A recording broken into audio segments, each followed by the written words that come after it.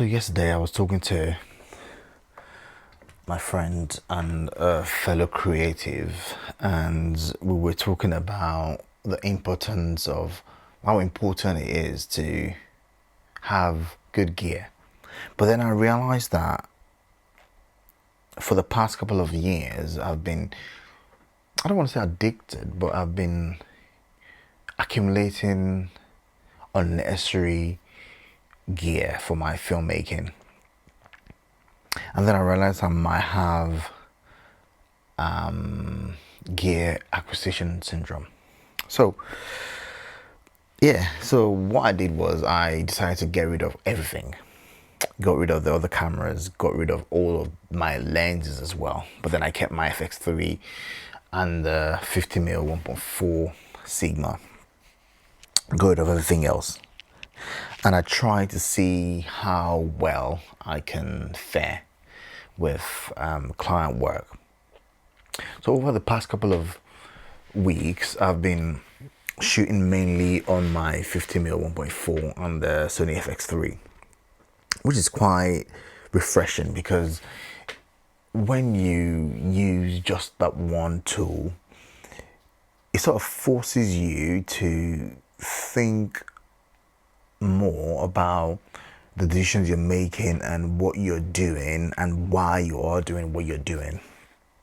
I find the 50mm makes me always move when I'm shooting. So I'm either stepping forward or stepping backward.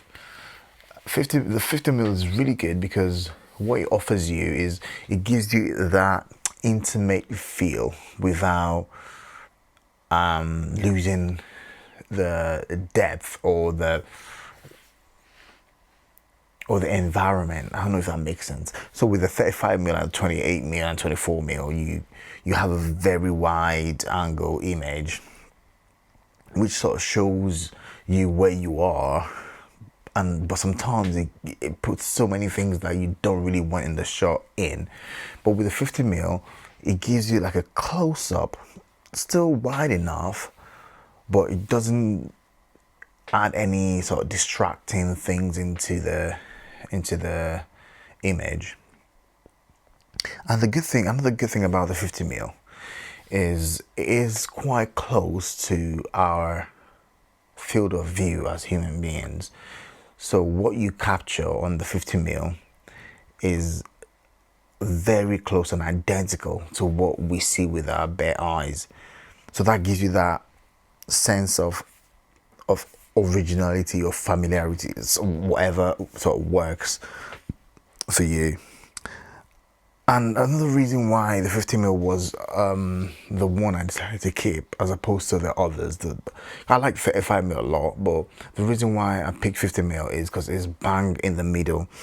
It's not too telephoto and it's not wide angle.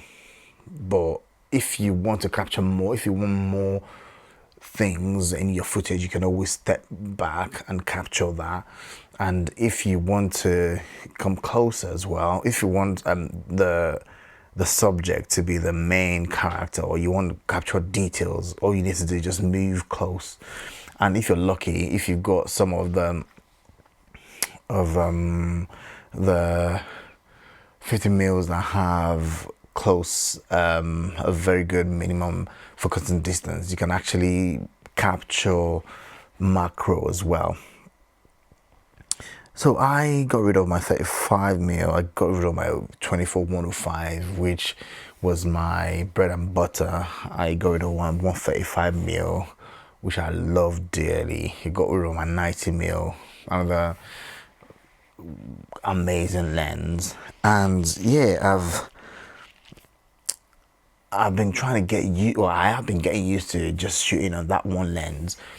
And I'm glad I made that decision, because as creatives and as filmmakers, we just tend to collect crap. We watch on YouTube, we watch our favorite creators talk about this new things, and then we pick it up. Half of them we don't even use. You just end up collecting so much garbage, and in the end you hardly ever use any. So lately I've been like using my camera stripped down. I've not even used my Ninja V, which used to be one of my favorite camera access gear because of the how good the monitor is. I found some web results. I can show them if you ask again. So yeah, I've not used a lot of the things that I sort of spent all that money on. And that brings me to YouTube creators and that. A lot of them, like I said before, get paid to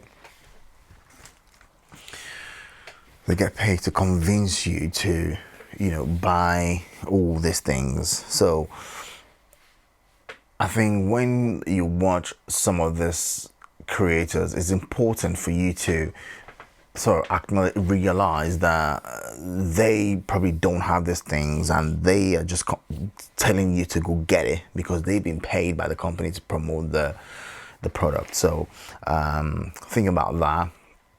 Personally, I've sort of stopped watching a lot of these creators. One, because I've been really busy, and two, because they always come out during the new product season, and a lot of them are not actually working professionals as well. The working professional, well, to be fair, everybody does it now. Before I used to like listen to the people that do the sort of things I do, but then even they now are getting sponsorship deal, and it's fine. It's so because they've got to make money, they've got to feed their families and that. But what I do now is if I find any issues with my setup, I research what I would need to make it better, as opposed to just scouring on YouTube and waiting for recommendations to go get what and do what. Another thing I've done lately as well is, well, the one thing I didn't do is I didn't sell my vintage lenses. So I still have them. I've not used them in a bit because, like I said, I just use the 51.4 now. But if I wanted like a wide angle image, I've still got my 35 1.4. I'm not sure. No, so 35 2.8. I'm not sure which if it's an FD or whatever it is. So I've got that. I've got the 28 as well. I've got the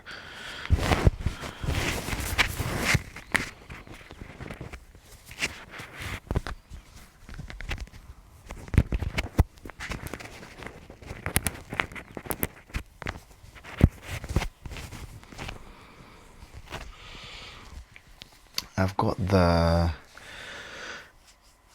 70 to 210 Canon FD, which I'm not sure I like that much. I think the image quality is a bit, maybe the one I have anyway.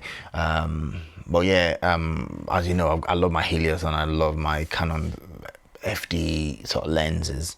But yeah, I just thought I'd sit down and have a chat to you because, like I said, I was talking to my friend who also happens to be a filmmaker in Sheffield, and we're just talking about all this gear that we all invest in and all that, and you find that you buy one and then in a few weeks there's a new one and then there's another one and the cycle just continues and continues, and then you end up having so much crap that you barely use, and when you try to resell them the value has dropped so much in that. So yeah, if I have any advice for you, if you're a new filmmaker or content creator, I would say save your money, get those essentials. I've got a few videos where I've talked about some of the cheap gear, like that gears that sort of help me get out my way. I'll link the video on this one as well. So yeah, start small, grow into gears, and then you can, when you feel like you've graduated and you want more, you can always get more. I still got my RS2 from almost 3 years ago. There's no reason to upgrade. I mean, there's a few cool features on the new ones, but most of us hardly ever use the gimbal anyway. I bought the gimbal when I was doing a lot of real estate, but other than that, and I've not done real estate in a bit, other than that, I've probably used it 3 or 4 times since then. That's why I got rid of my drone as well. We all get sucked in, because I remember the reason why I got a drone was Matty Apoya. Again, I'm a big fan. I used to be a big fan of Matty, but he's off YouTube now. But yeah, I watch these guys and I'm like, yeah, I want to go get that. I want to go get that. And then in the end, you hardly ever use them. I think I flew the drone probably 5 times in the whole of the time I had it. And to me, I just felt like it was a waste of money, so I got rid of it. Same as most of the other things I had, you know. I got rid of my other camera because I wanted to concentrate on creating, and I wanted that intimate feeling that I used to have when I first started. And I'll show you some of the work I've done recently with just the 51.4, and I must say I'm quite proud of what I've been able to do. So this video here that I'm showing here is a sit-down interview I had with the founder of Instinct UK. It's a clothing brand down here in Plymouth, and then the other one is again with the founder of another sustainable fashion brand in Turkey, and I used the 50mm. And this other video was shot mainly on the 50 again. So Matt has a YouTube channel as well where he builds custom pieces, and I recorded the custom build he made for his girlfriend, and yeah, it looks fine. I mean, when you have options of different lenses, that could help with creativity, but most of us don't really need so many lenses. We just want them. And this is not to say I'm not going to go and get those lenses and replace them, but I just wanted that I just wanted that freedom with the rest of mind for a few months, maybe a year or so. And then when I'm ready, I'll probably go pick up my 135 again, my 35mm again, maybe a 24mm, maybe a 90 or 185. I mean, well, it's just good to sort of detox and take time to evaluate, to assess what what I'm doing and what I actually do need. And I know there are jobs that I will take. I've not shot like anything massive in the past couple of months. I've had loads of small jobs, but when the time comes and I need to shoot something really, really big, and I need all these other lenses and cameras and that, yeah, I can always rent them, but I just wanted to break free from that gear acquisition syndrome that most of us struggle with. And you might not struggle with it, actually. You might be one of the lucky ones. But yeah, what I try to do now is check myself, and before I buy anything, I'm like, do I actually need it? Is it important, or is there a reason for it? Is it gonna improve my business, or why am I getting this? Can I do without it, or is it essential? Is that an essential?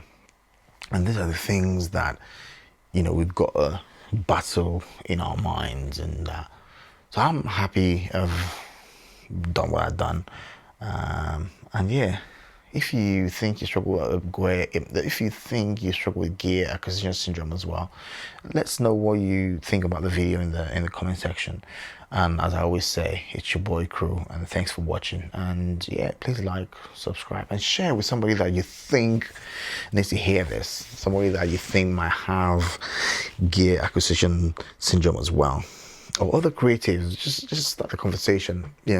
Again, a lot of people enjoy buying this lens, and that could be the case. If you have the money to spend, why not? But I just think sometimes we hide behind I think I need it, when we know for sure that we probably don't need it.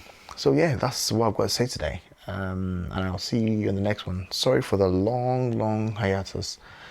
I have been quite busy with so many things, but again, I'm sort of getting back into the hang of things. I'm getting back into the YouTube game again, and I've been like replying to questions that and comments on the channel. So yeah, let's do this. Let's carry on what we had before, and I'll see you on the very next one. It's your boy Crew. Thanks for watching. I